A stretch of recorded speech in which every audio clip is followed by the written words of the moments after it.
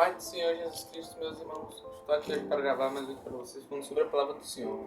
E bem, hoje Deus tocou em meu coração para falar de uma palavra que eu estava aqui vendo de relance. De relance não, estava assim passando pelas passagens e acabei vendo essa palavra de Deus tocando no meu coração para falar dela. Bem, que está localizada aqui no seu capítulo 42, no seu versículo 10 de Jó. Bem, parece bem simples, mas enfim, todas as palavras falam que é simples, mas são bem cheias de significado espiritual. Que diz bem assim: e o Senhor virou o cativeiro de Jó. Deixa eu ler primeiro, eu leio o versículo que vai ficar mais sentido. Deus confere a Jó o dobro da prosperidade que antes tinha. Aí diz bem assim, versículo 10: e o Senhor virou o cativeiro de Jó quando orava pelos seus amigos. E o Senhor acrescentou a Jó outro tanto em dobro a tudo quanto dantes possuía. Bem, parece muito simples esse versículo, mas ele é com muito significado espiritual, porque, por exemplo, aqui Jó ele já tinha passado por muitas coisas, muitas tribulações e sofreu demais. E bem, Deus, com sua misericórdia, mostrou todo seu poder, o poder de Deus, que aqui fala sobre o Leviatã, sobre o Bimute, que são animais que são criação de Deus, que são animais que representam o caos e o mal, porém foi Deus quem criou, para mostrar a grandeza do seu poder. Bem, aqui neste versículo parece muito simples, mas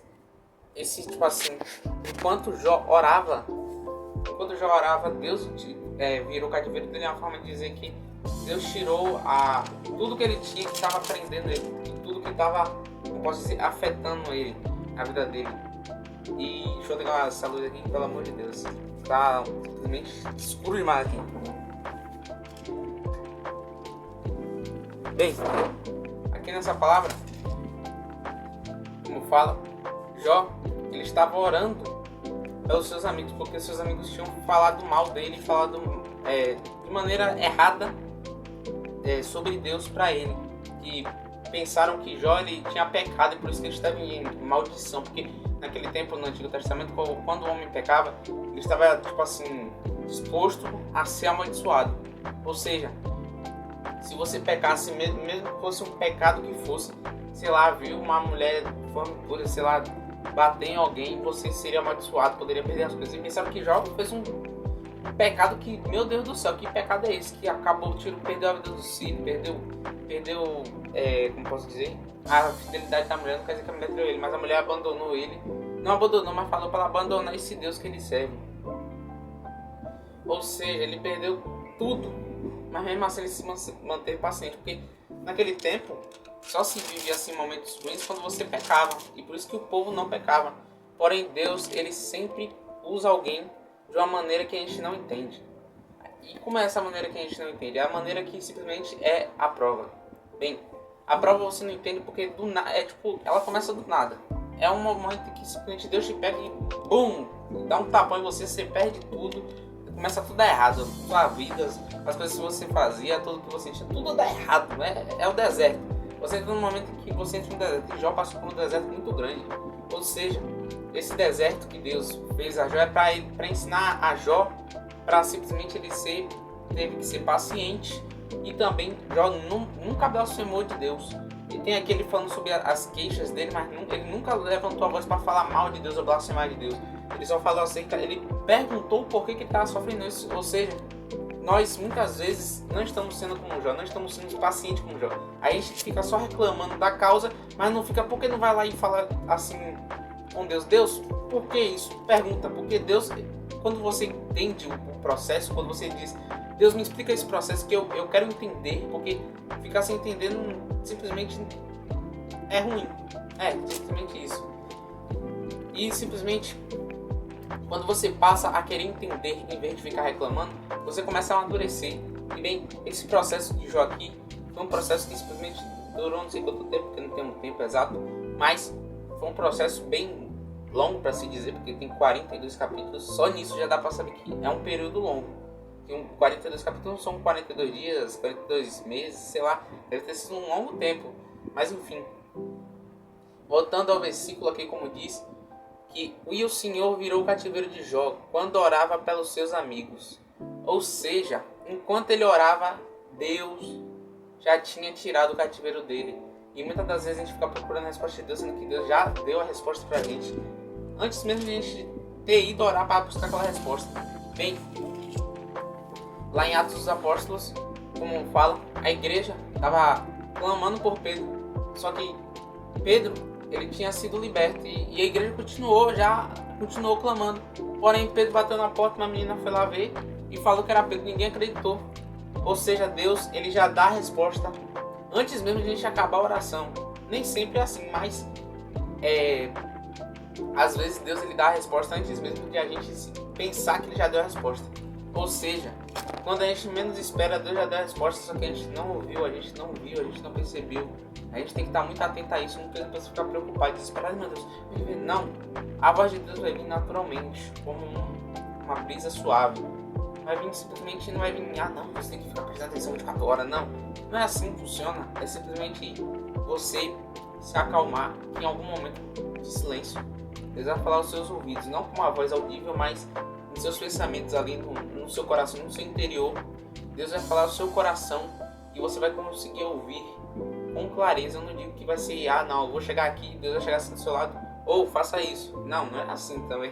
Não é uma voz audível, igual tipo assim, face a face, mas é uma voz que Deus, ele consegue reproduzir no coração que está sensível a fazer a vontade dele, sensível a ele. Ou seja, você tem que estar disposto a ouvir Deus.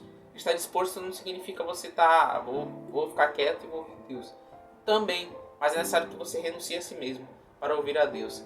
E bem, o maior cerne dessa palavra é que aqui o Senhor virou cativeiro já quando orava aos seus amigos. É que Deus, ele sempre age nos momentos em que a gente menos espera. Aquele momento que a gente já quer desistir, que a gente simplesmente chega, não vou conseguir. Jó aqui, ele já tinha sido, como posso dizer, ele foi restaurado no momento em que ele orava pelos amigos dele. Ou seja, ele tinha visto a Deus, como ele disse aqui no versículo, que ele não mais ouvia a Deus, mas também via a Deus. Ou seja, ele parou só de ouvir a Deus, ele também viu a Deus. Ou seja, todo esse sofrimento contribuiu para ele se aproximar mais ainda de Deus. E às vezes a gente reclama, né, do sofrimento, porque Deus não vai pegar um sofrimento e vai usar à toa. Deus não vai pegar esse sofrimento e vai usar à toa. E bem, agora o significado principal da palavra é que quando nós estamos orando, Deus já tirou o nosso cativeiro. Às vezes ele não tira antes, quando a gente quer, mas quando a gente menos espera, quando a gente vai com outra intenção. Porque simplesmente Jó, ele foi na intenção de orar para os amigos dele, porque os amigos dele falaram mal de Deus de uma maneira errada para Jó. E bem, Jó foi nessa intenção de orar para os amigos e Deus foi lá e tirou o cativeiro dele, livrou a vida dele e abençoou ele no dobro, como aqui fala. E o Senhor acrescentou a Jó outro tanto em dobro a tudo quanto dantes possuía. E bem, Deus, ele está dizendo agora no seu coração, meu irmão, minha irmã, que a sua vida pode estar um caos, pode estar um cativeiro, pode estar uma vida plena de discussões, de política, de destruição, de caos, de tudo de ruim, mas ele te diz que, apesar de tudo isso, ele diz que as palavras às vezes não vão passar, a palavra de Deus não vai passar, e que aquela promessa que ele fez a você ainda está de pé e vai ser cumprida. Não no seu tempo, é claro, mas no tempo dele. E Deus, ele te diz também que, apesar de todas as coisas que aconteceram com você, isso não vai te definir. O seu passado não te define, o pecado não te define. O que define você é o que Jesus fez por você. E Deus, ele te diz para você simplesmente parar de se preocupar com as coisas que estão acontecendo, preocupações, falhas. Como fala em Provérbios 12:25, que as preocupações, elas simplesmente apagam não é assim que está escrito, mas elas simplesmente apagam a alegria, elas simplesmente anulam a alegria. Mas as palavras amáveis nos dão alegria. Ou seja, meus irmãos, que nós não nos preocupemos muito, nem nos preocupemos em nada, porque Deus está providenciando tudo. E que Deus abençoe a sua vida, meu irmão e minha irmã, e até o próximo vídeo.